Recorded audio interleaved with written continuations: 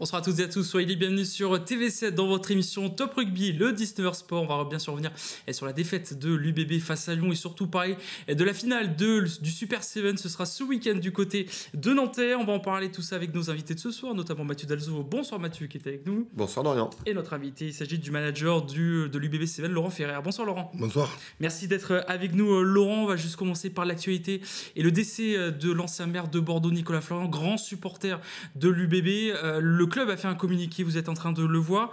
Et surtout, sa femme Hélène Florian faisait partie des salariés depuis le début de l'UBB, que vous connaissez très bien, vous, Laurent, aujourd'hui. Bah, je connais Hélène forcément depuis presque 18 ans, depuis que je suis arrivé au club. Bien sûr qu'on est tous affectés par cette tragédie, c'est quelque chose qui touche tout le monde. Personne n'est épargné, malheureusement, quand ça frappe. Voilà, faut profiter peut-être des moments avec les gens qu'on aime au quotidien et de profiter de la vie. Voilà, très sincère condoléances à toute la famille et un gros courage à Hélène et évidemment à leur fils Antoine et à la famille. Voilà. Nicolas Florian, bien sûr, grand supporter de l'UBB qui était quasiment à tous les matchs pour venir vous supporter. L'UBB, justement, qui a joué à domicile à Chabandelmas-Mathieu. C'est la première défaite de l'UBB cette saison à la maison, quasiment dans le même scénario qu'au match aller à Gerland face à Lyon. On fait bien sûr le résumé. Oui, avec quelques points d'écart, encore une fois, et une équipe de l'Union Bordeaux-Bègles qui n'a pas vraiment trouvé la clé dans le match. On va revoir tout ça, évidemment, avec le résumé. Laurent, on va le commenter ensemble. Et on va dire que l'Union Bordeaux-Bègles a refait un petit peu ce qu'on avait vu ces derniers matchs, c'est-à-dire mal démarré. Donc, on a gardé cette mauvaise habitude de mal démarrer. Alors sur les dernières rencontres, on arrive à renverser la tendance. On se rappelle la semaine dernière contre les Sharks, on a mené 12-0, puis très vite on revient, on panique pas. Le match de Vannes, enfin il y a plein d'exemples comme ça, sauf que tôt ou tard, il fallait bien que ça arrive, ça s'est payé cash. Ce retard à l'allumage, on va se le traîner tout le match, même si on va arriver après à revenir devant, mais on sentait bien déjà que ça avait mal démarré, quoi. Bah, disons que Lyon est déjà une équipe qui avait trouvé la clé au match aller, donc ils nous avaient gagné. On n'avait pas forcément beaucoup perdu depuis le début de la saison. Ils rentrent de la meilleure des façons. En 3 minutes, il y a 10-0. Ils se disent que voilà, ils sont dans le match. Malgré tout, je trouve qu'on revient pas facilement dans la partie, mais assez sereinement dans la partie pour reprendre le score. Malheureusement, en seconde mi-temps, et la perte de Tatafou, je crois qu'il nous a manqué quand même ce week-end. Et ensuite, on a eu du mal. Malgré tout, on arrive à recoller. Il en a manqué. Et ils ont cru jusqu'au bout. Ils sont restés collés, on le sait. Souvent, il y a des équipes lâches quand on arrive à enchaîner les points, à scorer. Et là, on n'a pas réussi à le faire. Il y a eu un petit manque de justesse par moment. Et puis voilà, on se fait avoir. Alors ouais, effectivement, l'essai de Pablo Huberti qui permet donc à l'Union Bordeaux-Bègles de revenir à hauteur, hein, parce que comme l'a dit Laurent, il y avait 10-0 au bout de 4 minutes hein, pour le Loup. Là, on est à la 20e, l'UBB revient à 7-10, et puis on va reprendre l'avantage avec l'essai de latéral. À ce moment-là, donc juste avant la mi-temps, c'est Lyon qui est devant 13-10, avec un carton jaune en plus, donc tous les voyants sont ouverts. On va marquer un deuxième essai, vous allez le voir, par Romain Latéral, qui va permettre à l'Union Bordeaux-Bègles de virer en tête 17-13, et puis c'est vrai que derrière, après, même on a fait rentrer les joueurs stars, on va dire, hein, qui sont revenus sur la pelouse, mais quand même, on sentait qu'il y avait de la fébrilité. Bon, c'est aussi un match qui arrive après une série de victoires, juste avant les vacances. Ça peut expliquer aussi le fait qu'on n'ait jamais su trouver le bon rythme dans cette rencontre. Je sais pas trop, parce que Lyon, après, était moins décimé que l'UBB, beaucoup moins de joueurs internationaux sollicités. Ils avaient une équipe qui est très proche de leur équipe type. Nous, un peu moins. Il y a eu pas mal de turnover, ce qui nous a réussi quand même ces derniers temps. Hein. On est allé à mesure de gagner à Vannes, à Castres, au Stade Français, avec des équipes un peu remaniées. À Toulouse. Malheureusement, Lyon, qui est à la recherche de résultats à l'extérieur depuis un moment, depuis que Karim Ghezal notamment est arrivé, ils avaient fait des matchs nuls à domicile contre Toulouse, puis ils étaient allés au Racing, je crois, au Stade Français, refaire un match nul. Ça avait été difficile. Maintenant, ils ont eu le mérite d'y croire jusqu'au bout, et voilà. Et ils ont réussi à gagner. On passe devant, on n'arrive pas à sortir sur la fin de notre camp. Ils arrivent à rescorer, et malheureusement, sur la dernière possession, ils se mettent pas à la faute et on n'arrive pas à avoir cette dernière pénalité pour nous permettre de repasser devant à l'ultime minute. Et oui, puisqu'on va voir effectivement que l'Union Bordeaux-Bègles va reprendre l'avantage juste avant la mi-temps. Et puis sur le coup de pied de renvoi, eh bien, on va se mettre un peu bêtement à la faute. Hein. C'est vrai que ça, c'est des fautes un peu grossières où on n'assure pas clairement la sortie de Caen. Et ça va permettre à Léo Berdeux d'offrir la victoire 19-17. C'est vrai que c'est un coup d'arrêt. Comme l'a dit aussi Yannick Bru, c'est peut-être mal pour un bien. En tout cas, ça va permettre de remettre les pieds sur terre. L'Union Bordeaux-Bègles, ça montre quand même, et ça on le dit souvent, hein, mais que ce championnat de top 14, il n'y a pas de petites équipes, il n'y a pas de match gagné à l'avance, tout est possible, quoi. Il faut vraiment jamais se relâcher. Voilà, c'est une machine infernale. Hein. Jamais ça s'arrête. Hein. Les équipes, comme pas de points, elles veulent récupérer des points. Et nous, c'est vrai que si on n'arrive pas à être tueur comme on l'est souvent, hein, eh ben ça a bloqué. Voilà, ça a bloqué cette fois-ci. Il y a ce dernier ballon justement qu'on voit. On avance, est-ce qu'il faut taper d'avant? Si on tape, quand on leur remet un ballon dans leurs 40 mètres, ils vont essayer d'aller chercher une pénalité. Malheureusement sur ce ballon, peut-être qu'il y a un mauvais choix.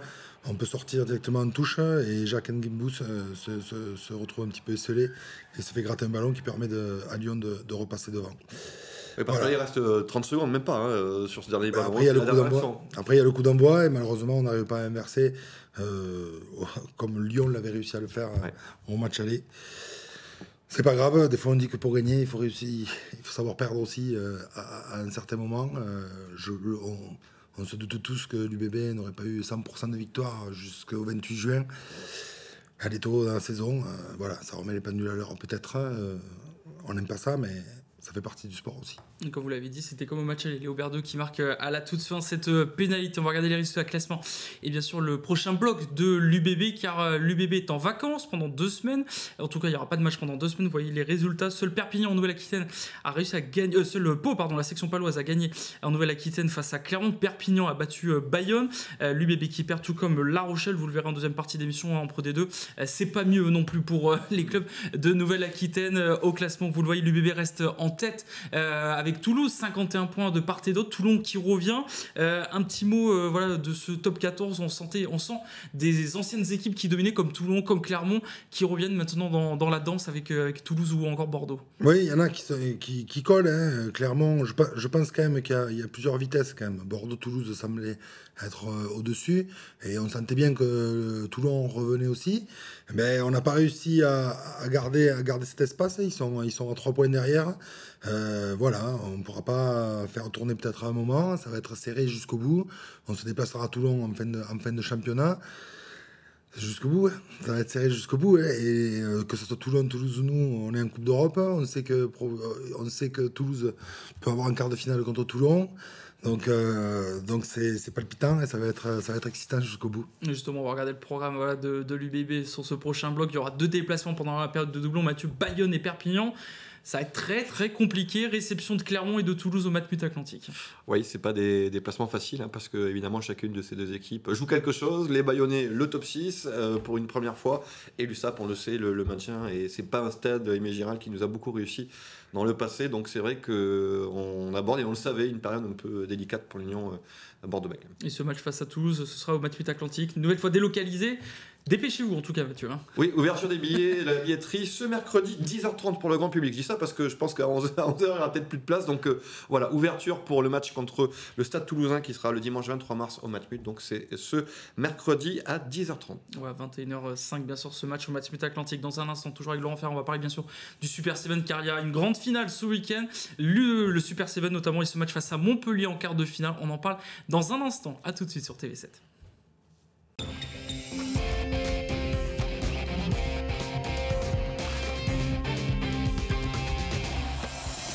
La suite de votre émission Top Rugby, comme chaque lundi soir à 19h, on va parler rugby à 7, toujours avec le manager de l'UBB7, Laurent Ferrat. C'est le Super 7 ce week-end. Une belle finale autour de l'Arena. On rappelle que vous avez gagné 2 étapes, notamment à Mont-de-Marsan et à La Rochelle. Qu'est-ce que vous pouvez nous dire un petit peu de ce circuit Super 7 aujourd'hui ? Qu'on a attendu. On a attendu, voilà, c'était il y a 5 mois maintenant, à la fin de l'été, où où on était très bien rodé, où on avait une équipe vraiment très en place. Voilà, chacun est revenu dans leur club, dans leur pays pour les Argentins.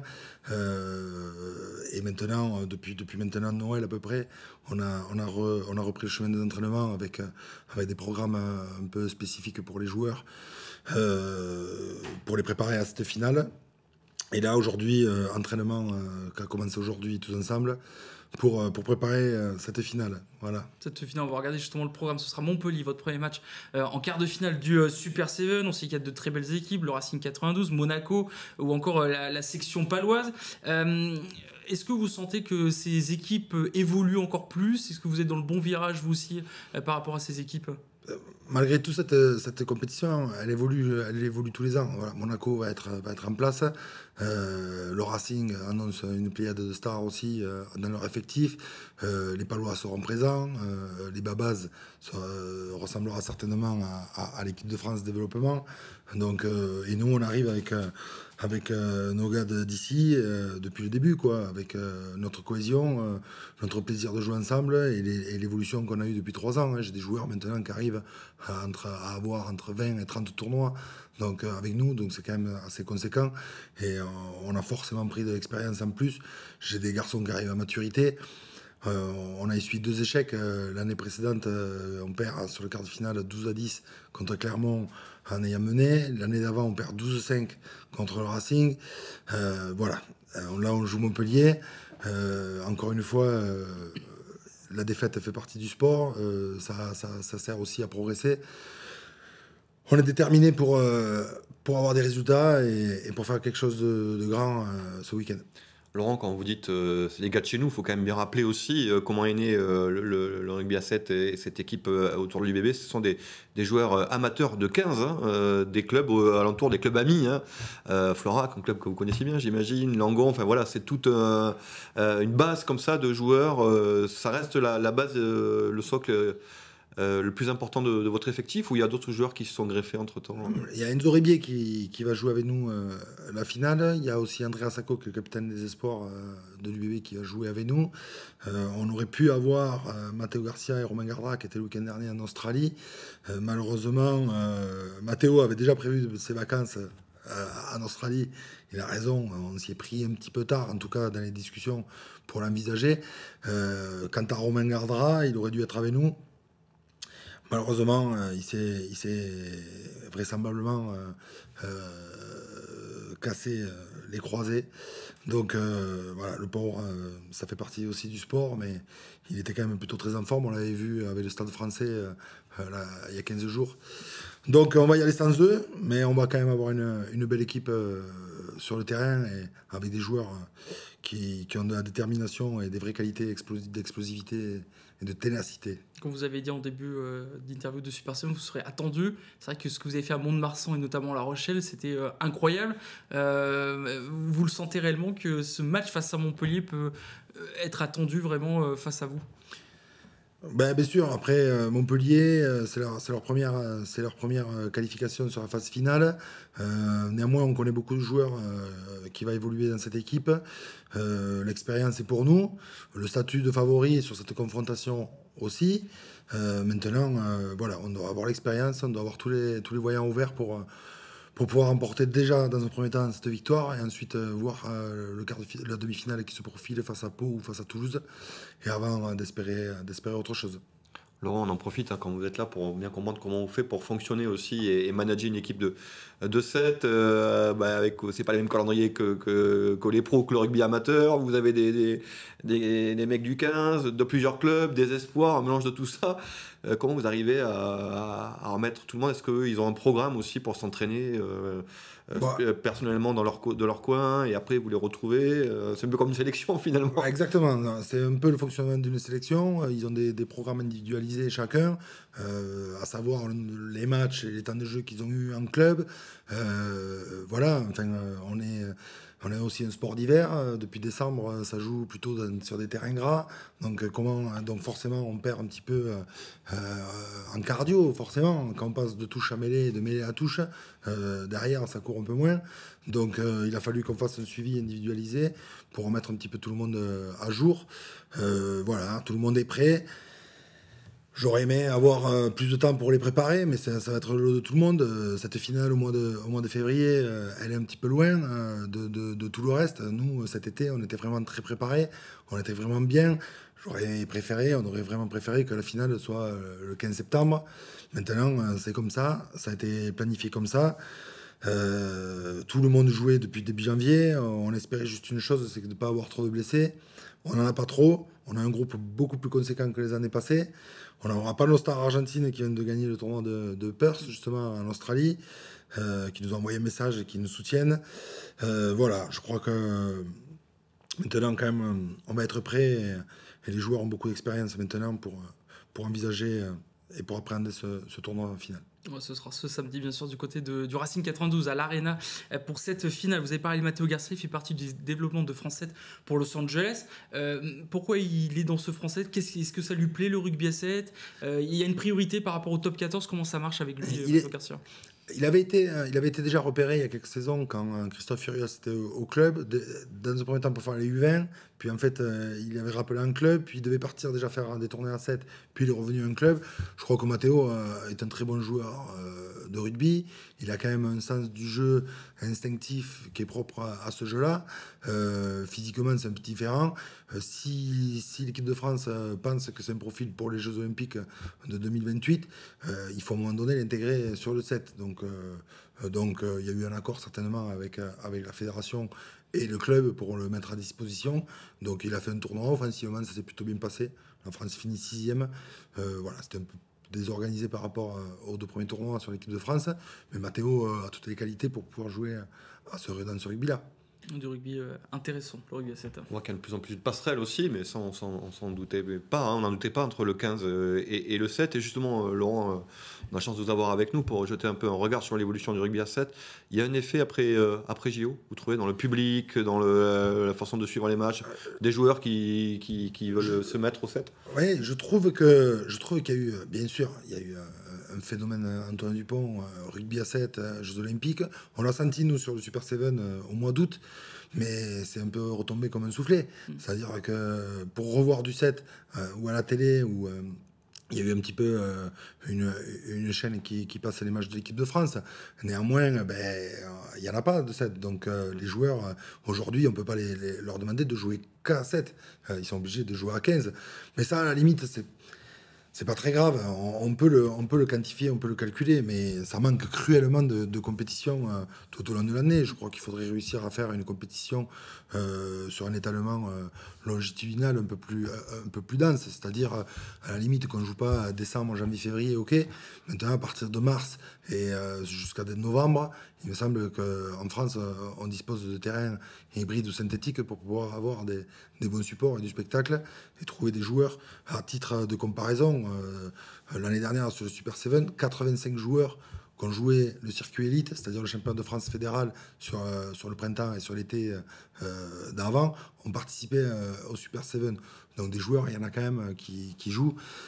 Donc voilà, maintenant, la balle est dans le camp de la LNR et de la fédération pour pouvoir mettre plus en valeur dans cette discipline. En tout cas, il y aura du spectacle ce week-end avec vous, l'UBB. On espère une victoire, bien sûr, de votre côté. Merci Laurent Ferrard d'avoir été avec nous sur ce plateau pour avoir abordé tous ces sujets. On va continuer à parler rugby, bien sûr, car il y a le Super 7 ce week-end. Il y a surtout le tournoi de destination qui va démarrer. Et le président de la Fédération française de rugby, Florian Grill, était présent du côté de l'Abrède pour notamment aborder de ce sujet. On en parle tout de suite. L'objectif, on a envie de tout gagner, bien sûr. Je ne donne pas d'objectif aux équipes de France parce que je peux vous dire que Fabien, Raphaël, tous les joueurs de l'équipe de France, tout le staff, ils n'ont qu'un seul objectif quand ils rentrent sur un terrain, c'est de gagner. Donc ça a un côté un peu dérisoire qu'un président donne un objectif. Je ne connais pas un joueur qui rentre sur un terrain en se disant j'y vais pour perdre. Voilà, mais on a une génération absolument formidable. On a un enthousiasme pour cette équipe de France qui est fou. On a mis les places en vente en 3 heures, tout était parti. On sera plein à la fois pour le Pays de Galles et pour l'Écosse en France. Bon, c'est un tournoi qui va être incroyable parce que bon, il y a des déplacements qui sont pas faciles à gérer, mais bon, on a une génération qui a envie de gagner des titres et puis c'est très satisfaisant. Mais c'est vrai que quand on a 2 matchs à la maison, c'est moins bien que quand on en a 3, mais c'est comme ça. Ça s'appelle le tournoi destination. Une année sur 2, c'est moins bon. Florian Grill, le président de la Fédération française de rugby, qui était bien sûr présent dans notre région, comme vous avez pu le voir sur ce sujet. Mathieu, de ce qu'on a pu entendre, un président bien sûr confiant sur ce tournoi de destination. On sait que maintenant tout est rabattu un petit peu. On sait qu'il y a toujours l'Irlande qui est toujours très forte, l'Angleterre également, l'Écosse, l'Italie avec Gonzalo Quesada. On peut s'attendre à quoi ce tournoi de destination? Eh bien, on va dire que quand même, Dorian, le grandissime favori, ça reste le 15 de France. Et on va voir justement si les hommes de Fabien Galtier ont les épaules pour assumer et endosser cette étiquette de favori, parce que avec une telle démonstration de nos clubs en Coupe d'Europe, face aux Anglais. Alors c'est vrai qu'il y a le Leinster qui fait un peu de résistance face au top 14 et que ça va rajouter un peu de piment à ce Irlande-France qui sera clairement a priori ligne de finale, parce qu'il me semble quand même que les Anglais sont un peu un ton en dessous. C'est vrai qu'avec une telle ultra-domination du rugby français en Coupe d'Europe, on s'attend à enfin avoir un titre, hein, parce que c'est vrai que Fabien Galtier, il y a eu un grand chelem, mais c'est tout hein, depuis qu'il est arrivé. Donc vraiment, je pense que là, l'équipe de France, elle est très attendue sur ce tournoi-là. C'est vrai, comme l'a dit le président, on va un peu plus se déplacer, hein, c'est les années impaires. Il y aura un match en Irlande qui sera très important, qui sera a priori déterminant. Il me semble quand même que l'Irlande est un petit peu un ton en dessous que ces dernières années. Alors, ce ne sera pas facile d'y gagner, ça c'est sûr.